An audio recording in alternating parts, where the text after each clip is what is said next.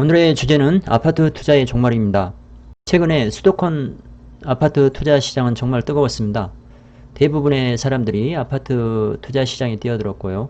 모든 투자의 중심은 아파트였습니다. 그러나 7월 10일 정부 대책으로 인해서 아파트로 돈 버는 것이 거의 불가능해졌습니다. 아파트 투자의 종말인 것입니다.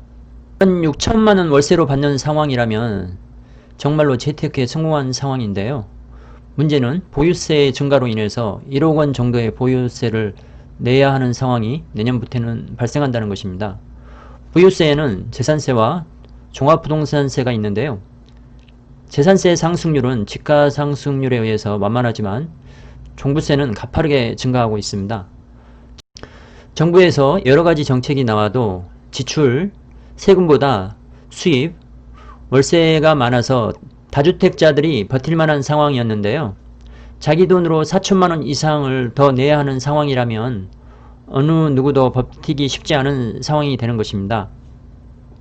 내년에는 종부세율이 2배까지 급증하게 되는데요. 재산세가 변동이 거의 없는 상황에서 종부세가 올해 2배가 넘게 증가하게 됩니다. 예로 나온 분은 연간 월세 총 수입이 6천만원인데요. 보유세는 1억 원을 넘게 증가하는 것입니다. 아주 고소득자가 아니라면 세금을 감당하기 위해 4천만 원을 마련하는 것이 쉽지 않을 것으로 보입니다. 다주택자는 종부세 강화로 인해서 더 이상 버티기 어려울 것으로 보입니다. 7월 10일 대책에 따라 내년부터 다주택자의 종부세율이 2배 0.6%에서 3.2% 사이였던 것이 1.2%에서 6% 사이로 상승하게 됩니다. 종부세법 개정안이 8월 초 국회를 통과했습니다. 작년에는 공시가격의 현실화 전이기도 했고 종부세율이 비교적 작아서 월세를 받아서 세금을 내고 나면 반 정도가 순수 수입으로 남았기 때문에 집주인이 부담을 가질 이유가 없었습니다. 그 당시 기사에 나왔던 내용은 세금을 올린다고 해서 다주택자들이 부동산을 매도하지 않는다는 것이 대다수였습니다. 이 그래프를 보면 2019년 기점으로 보유세 수입이 월세 수입을 넘어서고 있습니다.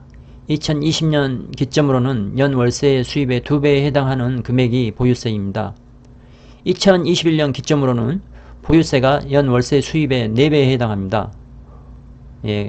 이 케이스는 강남에 두 가구를 가지고 있는 걸로 해서 이렇게 이제 나오는 겁니다.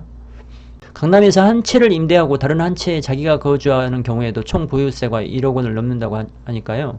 두 채에서 월세를 받든 한 채에서 월세를 받고 한 채는 본인이 거주하든 똑같이 1억 원이 넘는 보유세를 내야 하는 상황입니다. 상대적으로 집값이 낮은 강북의 경우도 다주택자가 월세로 보유세를 감당하기 어렵기는 마찬가지입니다.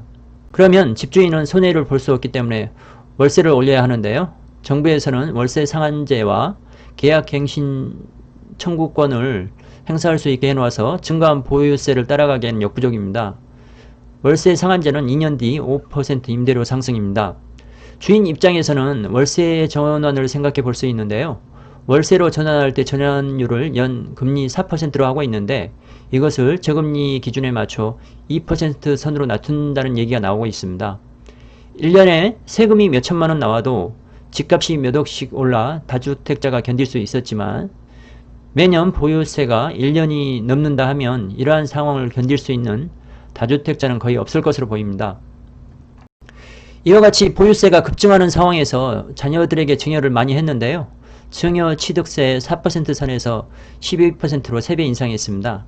20억 아파트를 증여해 준다면 증여 취득세만 2억 4천만을 내야 하는 것입니다. 물론 부모도 양도세를 따로 납부해야 합니다. 다주택인 상황에서 납부하는 것이니 양도세 또한 만만치 않을 것으로 예상합니다. 10억 정도 가격이 올랐다고 해도 5억 원 이상이 세금으로 나갈 것으로 예상합니다. 결국 증여도 쉽지 않은 상황인 것입니다. 위에서 실례로 든 반포자이를 보면 최근 몇 년 동안 오른 집값이 10억 원인 상황에서 내년 5월 말 이후에 판다고 가정했을 때 1억 6천만 원의 보유세를 내야 하는 것입니다. 거기에 양도세율도 올라가기 때문에 추가로 4억 원 정도 가격이 오르지 않는 한 지금 파는 것이 훨씬 유리하다는 것입니다. 2021년 6월 전에 아파트를 팔아라는 정부의 엄포가 현실이 되는 상황입니다. 법인을 통해서 아파트를 투자하면 세금을 아낄 수 있었는데요. 법인에 대해서도 세금을 규제하고 다주택자에게도 고강도 세금 규제를 하고 있는 상황에서 투자자들은 토지에 눈을 돌리고 있다고 합니다. 주택으로는 보유세로 인해서 이익을 남기기가 거의 어려워졌습니다. 아파트에 투자하는 사람들은 주식으로 옮겨가기가 쉽지 않습니다. 우리나라에서 주식 투자는 위험성이 큰 것이라는 인식이 강합니다. 아파트에 투자하는 사람들 대부분도 주식 투자에서 손실을 경험한 사람들일 것이라 예상합니다. 그러면 남은 투자 시장은 토지밖에 없습니다. 아파트 투자의 대안으로 떠오르고 있는 것이 토지 투자 시장인 것입니다. 전체 토지 거래량은 작년에 비해서 24.3% 증가했습니다. 2020년 4월 말까지 코로나로 인해서 토지 거래량이 감소하다가 5월 이후에 거래량과 집가 상승폭이 늘고 있는 상황입니다. 2020년 전국 토지 가격은 1.72% 상승했습니다. 주택시장이 위축될 경우 토지시장도 위축될 가능성도 있다는 것도 지적하고 있습니다. 위축될 가능성보다는 아파트 시장의 위축으로 인해서 호황을 누릴 확률이 월등히 높아 보인다는 것이 개인적인 견해입니다. 참고로 토지 투자는 보유세가 거의 없습니다. 공시지가를 기준으로 재산세가 정해지고 재산세에 따라 보유세가 정해지는데요. 토지의 특성상 공시지가가 낮을 수밖에 없습니다. 아파트같이 일률적으로 공시지가를 올릴 수가 없습니다.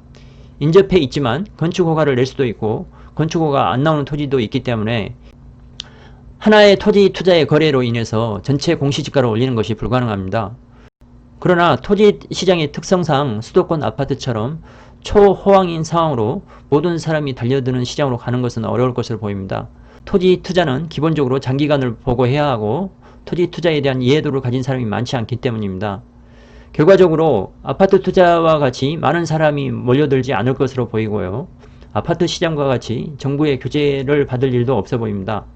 참고하셔서 좋은 투자하세요. 감사합니다.